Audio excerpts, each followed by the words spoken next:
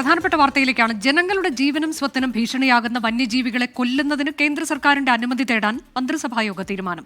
നിയമവകുപ്പ് സെക്രട്ടറിയുമായി കൂടിയാലോചിച്ച് നിയമനിർമ്മാണത്തിനുള്ള നിർദ്ദേശം സമർപ്പിക്കാൻ വനംവകുപ്പ് സെക്രട്ടറിയെ ചുമതലപ്പെടുത്തി. ശുഭാപ്തി വിശ്വാസത്തോടെയാണ് സർക്കാർ തീരുമാനമെന്ന് വനമന്ത്രി എ കെ ശശീന്ദ്രൻ 24 പറഞ്ഞു. കേരളത്തിലെ ജനങ്ങളെ സംബന്ധിച്ചിടത്തോളം വളരെ നിർണായകമായ ഒരു തീരുമാനമാണ് കേരള മന്ത്രിസഭ കൈക്കൊണ്ടിട്ടുള്ളത്.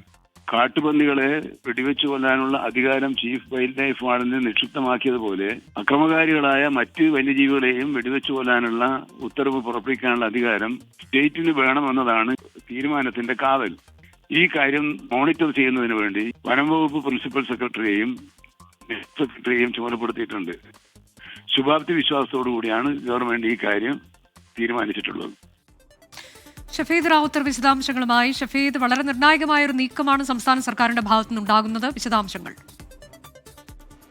നമുക്കറിയാം, സംസ്ഥാനത്ത് അടുത്തിടയ്ക്ക്, അതായത് സംസ്ഥാനത്തിന്റെ മലയോര മേഖലയിൽ വലിയ ആശങ്കയായി മാറിയ ഒരു ജനകീയ പ്രശ്നമാണ് സംസ്ഥാനത്തെ വന്യജീവി ആക്രമണം. ഇത് നേരിടാൻ സംസ്ഥാന സർക്കാർ പരാജയപ്പെട്ടു എന്നുള്ള കുറ്റപ്പെടുത്തൽ പ്രതിപക്ഷത്തിന്റെ ഭാഗത്തു നിന്ന് ഉണ്ടാകുന്നുണ്ട്. മാത്രവുമല്ല, അതിൽ ഏറ്റവും പ്രധാനം ഇപ്പോഴത്തെ സാഹചര്യമാണ്. നിലമ്പൂർ ഉപതെരഞ്ഞെടുപ്പിൽ പ്രതിപക്ഷം മുന്നോട്ട് വെക്കുന്ന ഏറ്റവും വലിയ ക്യാമ്പയിൻ, അത് വന്യജീവി ആക്രമണം തടയുന്നതിൽ, അത് ലഘൂകരിക്കുന്നതിൽ സംസ്ഥാന സർക്കാരിന്റെ ഭാഗത്തു നിന്ന് ഗുരുതരമായിട്ടുള്ള പിഴവ്, അനാസ്ഥയൊക്കെ ഉണ്ടായി എന്നുള്ളതാണ്. സ്വാഭാവികമായും ഈ സാഹചര്യത്തിൽ ഇന്നത്തെ മന്ത്രിസഭാ യോഗമെടുത്ത ഈ തീരുമാനത്തിന് വലിയ രാഷ്ട്രീയ പ്രസക്തി കൂടിയുണ്ട്. കാട്ടുപന്നികളെ വെടിവെച്ച് കൊല്ലാൻ നമ്മൾ ചീഫ് വൈൽഡ് ലൈഫ് വാർഡിന്റെ നേതൃത്വത്തിലുള്ള പ്രോട്ടോകോൾ പ്രകാരം ഇപ്പോൾ ചില നീക്കങ്ങൾ സംസ്ഥാനത്ത് നടക്കുന്നുണ്ട്. അതേ രീതിയിൽ തന്നെ ജീവനും സ്വത്തിനും ഭീഷണിയാകുന്ന വന്യജീവികളെ കൊല്ലുന്നതിന് കേന്ദ്ര സർക്കാരിന്റെ അനുമതി തേടാനാണ് ഇന്ന് മന്ത്രിസഭാ യോഗം തീരുമാനിച്ചിട്ടുള്ളത്. നിയമവകുപ്പ് സെക്രട്ടറിയുമായി കൂടിയാലോചിച്ച് ഇക്കാര്യത്തിൽ ആവശ്യമായ നിയമനിർമ്മാണത്തിനുള്ള നിർദ്ദേശം സമർപ്പിക്കാൻ വനംവകുപ്പ് സെക്രട്ടറിയെ ചുമതലപ്പെടുത്തിയിട്ടുണ്ട്. ഇക്കാര്യങ്ങൾ വനംവകുപ്പ് ഏകോപിപ്പിക്കണം എന്നുള്ള നിർദ്ദേശം കൂടി ഇതുമായി ബന്ധപ്പെട്ട